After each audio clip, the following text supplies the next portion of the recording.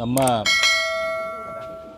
ಕರ್ನಾಟಕದ ಎರಡನೇ ರಾಜಧಾನಿ ಹುಬ್ಬಳ್ಳಿ ಧಾರವಾಡದಲ್ಲಿ ಮತ್ತೊಂದು ಅತ್ಯಂತ ದೊಡ್ಡ ಅಹಿತಕರ ಘಟನೆ ನಡೆದಿದೆ.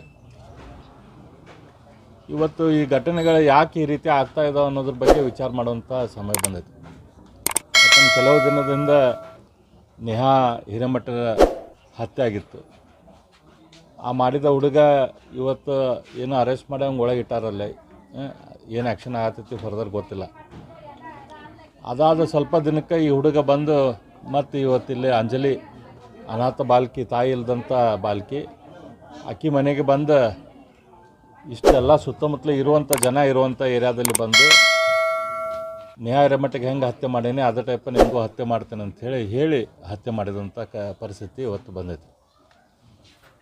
ಇದೆಲ್ಲ ಆಗೋಕ್ಕೆ ಕಾರಣ ಅಂತಂದ್ರೆ ನಮ್ಮ ರಾಜ್ಯದಲ್ಲಿ ಕಾನೂನು ಸುವ್ಯವಸ್ಥೆ ಅನ್ನೋದು ಸಂಪೂರ್ಣವಾಗಿ ಕುಸಿದು ಹೋಗೈತೆ. ಯಾಕೆ ಕಾನೂನು ಸುವ್ಯವಸ್ಥೆ ಕುಸಿದು ಹೋಗ್ತೈತಿ? ಇವತ್ತು ಅಧಿಕಾರ ನಡೆಸಬೇಕಾದಂಥ ಪೊಲೀಸರು, ಕಾನೂನು ಸುವ್ಯವಸ್ಥೆ ಕಾಯಬೇಕಾದಂಥ ಪೊಲೀಸರು, ಅವರು ತಮ್ಮ ಟ್ರಾನ್ಸ್ಫರ್ಗಳನ್ನು ಅವ್ರು ತಾವು ಯಾವುದೋ ಪೋಸ್ಟಿಂಗ್ ಮಾಡ್ಬೇಕಂತಂದ್ರೆ ದುಡ್ಡು ಕೊಟ್ಟು ಬರುವಂಥ ಪರಿಸ್ಥಿತಿ ಆದಾಗ, ಇವತ್ತು ಸರ್ಕಲ್ ಪೊಲೀಸ್ ಇನ್ಸ್ಪೆಕ್ಟರ್ ಇರಲಿ, DCP ಇರಲಿ, ACP ಇರಲಿ ಅಥವಾ ಕಮಿಷನರ್ ಇರಲಿ, ಇವರೆಲ್ಲರೂ ತಮ್ಮ ಟ್ರಾನ್ಸ್ಫರ್ಗಳ ಸಂಬಂಧ ದುಡ್ಡು ಕೊಟ್ಟು ಬಂದಾಗ ಅವ್ರು ಎಲ್ಲಿಂದ ಆ ದುಡ್ಡು ತೆಗಿಬೇಕು ಹೊರಗೆ?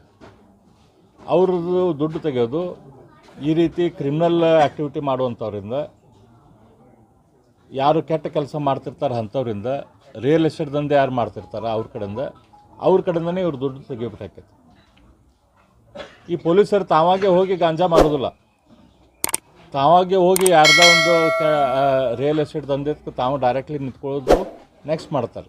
ಅವರು ಯಾವಾಗಿದ್ದರೂ ಈ ಕೆಲಸ ಮಾಡೋದು ಆ್ಯಂಟಿ ಸೋಷಿಯಲ್ ಎಲಿಮೆಂಟ್ಸಿಂದ, ದುಷ್ಟ ಶಕ್ತಿಗಳಿಂದ ಅವ್ರು ಈ ರೀತಿ ಕೆಲಸ ಮಾಡಿಸ್ತಾರೆ. ಅವರು ಪೊಲೀಸ್ ಸ್ಟೇಷನ್ ಸುತ್ತಮುತ್ತಲು ಅವ್ರನ್ನ ಕರ್ಕೊಂಬಂದು ಅವ್ರನ್ನ ಮೀಡಿಯೇಟರ್ ಮಾಡಿ ಅವ್ರ ಥ್ರೂ ಯಾರ್ದಾರ ಜಾಗ ಬಿಡಿಸೋದು, ಯಾರ್ದಾರ ಜಾಗ ಹೊಡ್ಕೊಳ್ಳೋದು, ಅಥವಾ ಯಾವುದು ಪ್ರಾಸಿಕ್ಯೂಷನ್ ಮಾಡ್ತಾರೆ ಅಂಥವ್ರ ಕಡೆಯಿಂದ ರೊಕ್ಕ ತೊಗೊಳ್ಳೋದು,